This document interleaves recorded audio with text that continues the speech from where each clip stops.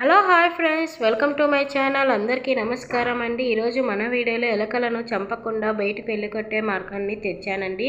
చూడండి, ఇది కిచెన్లో కానీ ఎక్కడంటే అక్కడ రేషన్ తినడము, అలానే ఫ్రూట్స్ తెచ్చినప్పుడు అన్నీ అంత ఇంత కాదండి డ్యామేజ్ చేయడము. చూడండి, బుక్స్లలో ఎక్కడంటే అక్కడ ఎలకలను ఇంట్లో రావడం, బట్టలు కొరకేయడం అలాంటివి చాలా ఇబ్బంది పడుతూ ఉంటాయి. అలాంటప్పుడు చాలా సింపుల్గా చూడండి, ఇంట్లో ఉండే బనానాతో నేను ఒక యూస్ఫుల్ అయ్యే టిప్ను తీసుకుని వచ్చాను. పిల్లలు తినకుండా పాడేసేస్తారు, కుళ్ళిపోతూ ఉంటాయి బనానాని. అలాంటి బనానాని తీసుకొని బాగా పండే స్మెల్ రావాలి. ఇలా చూడండి, ఈ విధంగా మెత్తగా చేసుకోవాలి.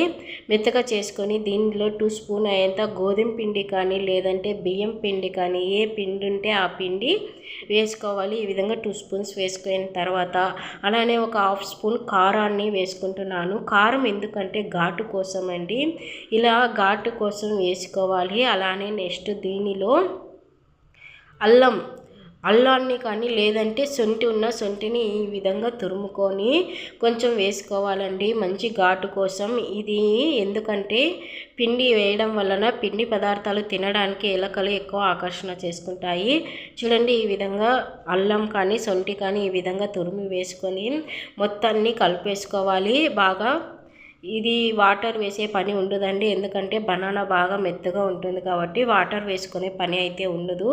ఈ విధంగా మెత్తగా అంతా మొత్తాన్ని ఒక చపాతీ ముద్దను ఎలా కలుపుకుంటామో ఆ విధంగా కలుపుకోవాలి. చూడండి, ఈ విధంగా చపాతీ ముద్దలక్క కలుపుకోవాలి. మొత్తం కలుపుకొని మీకు ఎంత క్వాంటిటీ కావాలో అంత ఉండలు చేసుకోవాలి. ఒక 5 కానీ 6 కానీ, నేను ఇక్కడ మొత్తం 6 ఉండలు చేసుకుంటున్నాను. ఈ విధంగా చేసుకోవాలి. చూడండి, మొత్తం ఈ విధంగా చేసుకున్న తర్వాత దీని మీద కొంచెం క్యారెట్ ఉంటే క్యారెట్ వేసుకోవచ్చు, లేదంటే నేను ఇక్కడ షుగర్ని వేసుకుంటున్నాను. షుగర్ వేసుకోవడం వలన ఇది ఎక్కువ తినడానికి ప్రయత్నం చేస్తాయి. ఇవి తిని ఒకసారి బయటికి వెళ్ళి ఇంకోసారి ఇంట్లో కూడా రావండి.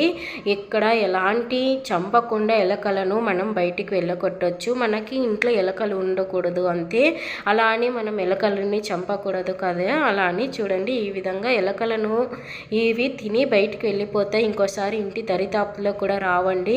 ఇది ఎక్కడంటే అక్కడ కిచెన్లో కానీ నైట్ అంతా క్లీన్ చేసి పడుకునే ముందు ఈ విధంగా మొత్తాన్ని చాలా సింపుల్గా ఇంట్లో ఉండే వాటితోనే మనం చేసుకొని ఎలాంటి పాయిజన్ యూజ్ చేసినా కానీ ఎలకలను చాలా మంది పోవు.